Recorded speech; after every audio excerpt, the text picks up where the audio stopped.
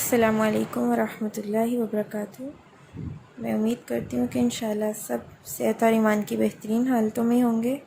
اللہ سبحانہ و تعالیٰ سب کو اپنی رحمت کے سائے میں رکھیں، آمین ثم آمین۔ میری آج کی گفتگو جو ہے وہ اسلام کا جو نظام عدل ہے اس کے بارے میں ہے، چونکہ اسلام جو ہے یہ ایک فطری دین ہے۔ اسلام انسان کو اللہ تعالیٰ کی عبادت کے بارے میں بھی بتاتا ہے کہ اس نے اللہ تعالیٰ کے ساتھ جب اپنا رشتہ کیسے استوار کرنا ہے، اور بندوں کا جو معاملہ ہے، بندوں کے ساتھ جو اس کے سلسلے ہیں سارے، ان کو کیسے جو ہے وہ درست رکھنا ہے۔ تو الحمدللہ اللہ تعالیٰ نے اپنے اس دین حنیف کا جو پریکٹیکل نمونہ ہے وہ نبی کریم صلی اللہ علیہ وآلہ وسلم کے ذریعے ہم سب کو جو وہ دکھایا، اور آج وہ ہمارے بیچ میں نہیں ہیں لیکن ان کی جو سیرت طیبہ ہے اس کے ذریعے سے وہ سارے واقعات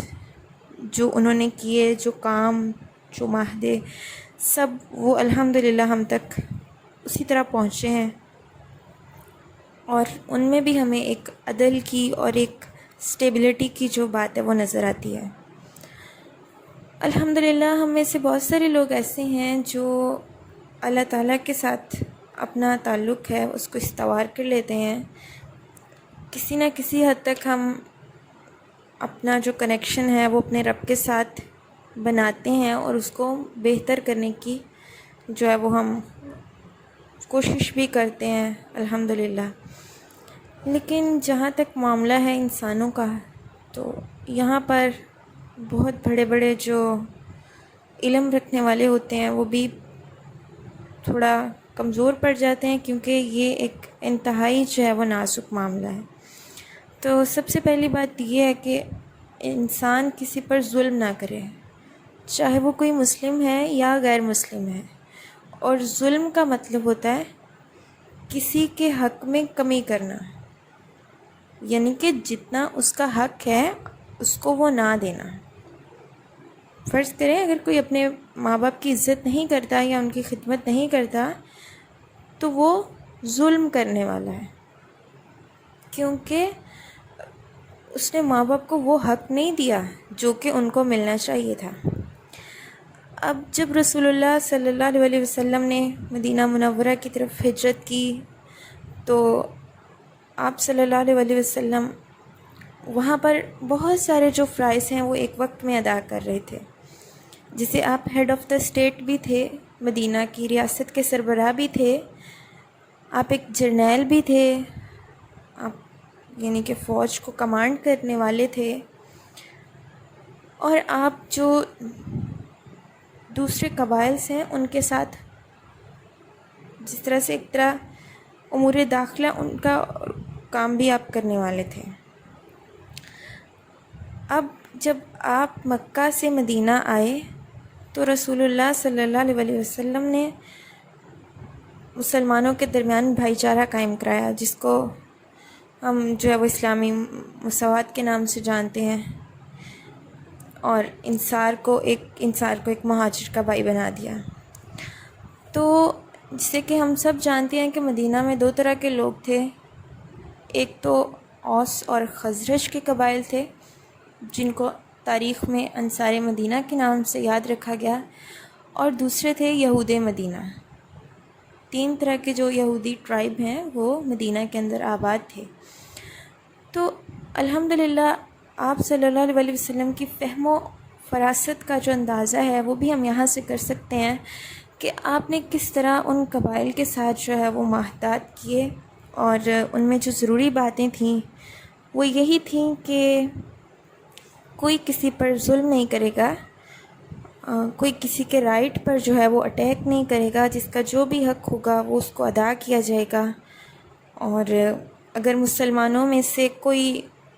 کسی یہودی کو قتل کر دے تو جو قاتل ہوگا اس سے بدلہ لیا جائے گا، اور اسی طرح اگر یہودیوں میں سے کوئی انسان کسی مسلمان کو جو ہے وہ قتل کر دیتا ہے تو اس سے بدلہ جو ہے وہ لیا جائے گا۔ اور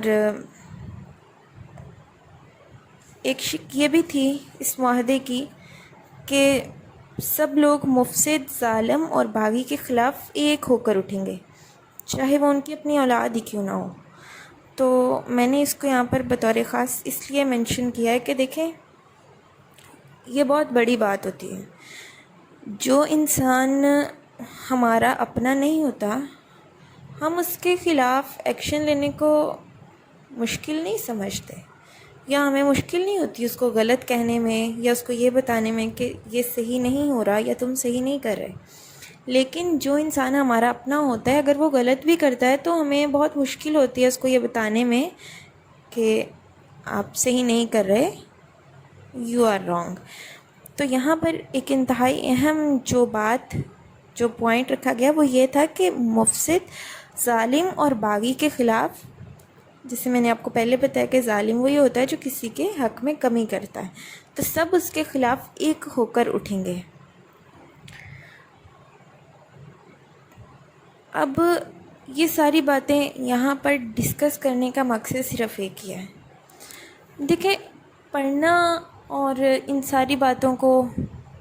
ایک سٹوری کی طرح پڑھنا، اچھا یہ ہوا تھا، پھر رسول اللہ صلی اللہ علیہ وسلم مدینہ آئے تھے، پھر آپ نے بھائی چارہ قائم کرا دیا، پھر آپ نے یہودیوں کے ساتھ معاہدات کر لیے،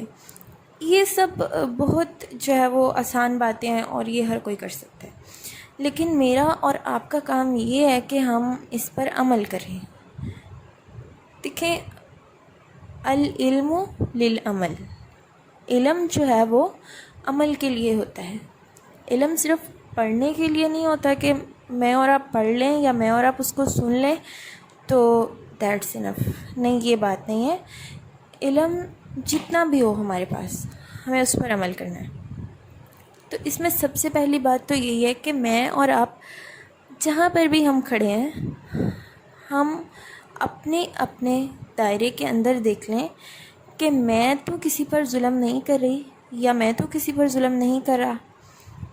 اور اس میں ضروری نہیں ہے کہ آپ جا کر کسی کا خون کر رہے ہیں یا آپ کسی کو فزیکلی ٹارچر کر رہے ہیں۔ اگر آپ اپنے بہن بھائی کو جو ہے عزت سے نہیں بلا رہے، جو اس کا مقام ہے آپ اس کو نہیں دے رہے، آپ اپنے پیرنٹس کو وہ مقام نہیں دے رہے،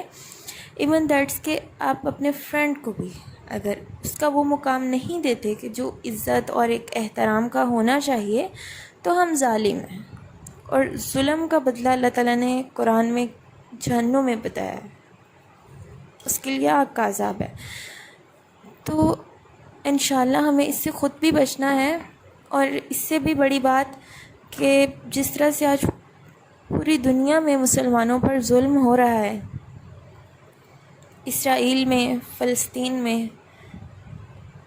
اور کشمیر میں، تو جو ظلم کرنے والے ہیں، سب سے پہلے تو ان کے لیے ہدایت کی دعا ہے کہ اللہ تعالیٰ ان کو ہدایت دیں، اور اگر ان کے مقدر میں ہدایت نہیں ہے تو اللہ ان کو ناکام اور نامراد کر دیں۔ اس کے بعد مسلمان حکومت جو ہے اس کی یہ ذمہ داری بنتی ہے کہ وہ ان کے ساتھ معاہدات کرے کہ آپ ظلم نہ کریں مسلمانوں پر۔ اور اسی طرح دیکھیں، جب کوئی بھی مسئلہ ہوتا ہے، جیسے ختم نبوت کا مسئلہ ہے، تو الحمدللہ تمام مکاتب فکر کے جو علماء ہیں وہ ایک پلیٹ فارم پر اکٹھے ہو کر اس بات کو جو ہے وہ کرتے ہیں کہ ختم نبوت کو جو ہے ہم اس کے محافظ ہیں۔ لیکن آج دنیا میں 2.25 بلین کے قریب مسلمان ہیں، الحمدللہ۔ اس دنیا کا دوسرا بڑا مذہب جو ہے وہ اسلام ہے۔ دنیا کا کوئی کونا ایسا نہیں ہوگا، کوئی ملک ایسا نہیں ہوگا، کوئی شہر ایسا نہیں ہوگا کہ جہاں پر مسلمان نہ ہو۔ تو آج مسلمان کیوں اپنے حق کے لیے جو ہے وہ اکٹھے ہو کر نہیں کھڑے ہوتے؟ آج کفر جو ہے وہ ایک ہے، وہ ایک پلیٹ فارم پر جمع ہو کر جو ہے وہ مسلمانوں کے اوپر ٹوٹ رہا ہے۔ تو ہمیں بھی یہ چاہیے کہ میں اور آپ جہاں ہیں، ہم انفرادی طور پر، اور اللہ تعالیٰ سے ہم دعا کرتے ہیں کہ اللہ ہمارے علماء کو یہ توفیق دیں، اور ہماری حکومت میں جو بھی لوگ ہیں اللہ تعالیٰ ان کو یہ توفیق دیں کہ وہ اس کام کو پروسیڈ کریں، اور معاہدات کریں دوسری حکومتوں کے ساتھ کہ بات چیت سے مسئلہ حل کریں، نہ کہ کسی پر ظلم اور زیادتی کی جائے۔ اللہ تعالیٰ سے یہی دعا ہے کہ اللہ تعالیٰ ہمیں ظلم سے بچنے والا بنائے، اور ہمیں اس امت کے لیے جو کہ اس وقت ڈوب رہی ہے، اللہ تعالیٰ ہمیں اس کے لیے فائدہ مند بنا دیں اور ہمیں اس امت کے لیے کوئی بہترین کام کرنے والا بنائیں۔ آمین۔ السلام علیکم ورحمۃ اللہ وبرکاتہ۔